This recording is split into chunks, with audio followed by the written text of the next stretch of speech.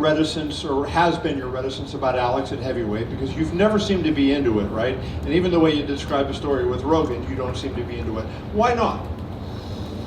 It's not that I'm not into it. You know, the guy was a middleweight, then moves up to light heavyweight. You know, he's had a couple fights there, defended his title. But it's not like this guy's been in the division for 2 years and, you know, he ran through everybody that's in the division. It's like, come on, what's next? At least let him move to heavyweight.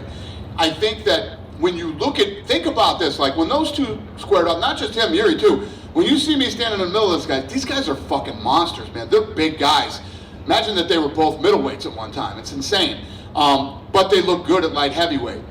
It's a whole nother level going up to heavyweight. I mean, even as big as Jon Jones is, as good as Jon Jones is, you know, when Jon Jones was moving up to heavyweight, we were like, this is going to be interesting.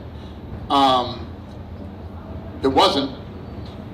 Don't you think, like, when you look at it, you go, Alex was 230 today. I saw his thing on the scale. He was 230. If he puts on 15 pounds, he's the same weight as Jon. And you're talking about perhaps the greatest single accomplishment in combat sports history, right? You know, doing what Alex would do if he does that. And, you know, you normally embrace those kind of big historic things, and this one you don't seem to have that same fervor for. Not true. If he cleaned out a division and we were like, there's literally nobody left for this guy to fight, and he's 37, if he wants to move up to heavyweight, but that's not the case. And when you think about, you said he was 230 today, right? Chuck and Forrest Griffin used to walk around at 230, and they would cut down to 205. That's not big. Some of these heavyweights are, you know, 265. They're cutting to 265. It's just a whole nother level. I mean, that's why I think this is the problem with the conversation that we're having here, and why people aren't giving Jon Jones the respect for pound.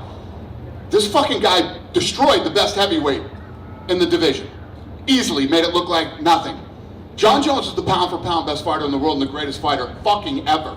Period. End of story. Well, I don't disagree with that, but he hasn't fought in a long time. But you know, in Stipe, or in a longer time, He got hurt. Well, I get it. I'm not criticizing. He was trying to fight. I'm just saying, yeah, no. Yeah, well, it's not like he's just fucking sitting around and doesn't want to fight. The guy came to fight. It's the first injury he's ever had. And listen to me, I'm not defending Jon Jones.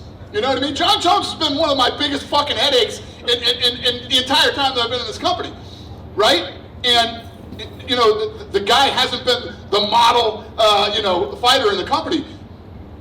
No matter what you think of Jon Jones, he's the fucking best ever, and he's the pound for pound best fighter in the world. And he's the pound for pound best fighter in the world. Yeah. Well, except that he hasn't fought in the last year, so he's not. Because he got hurt. He got injured. But if you don't...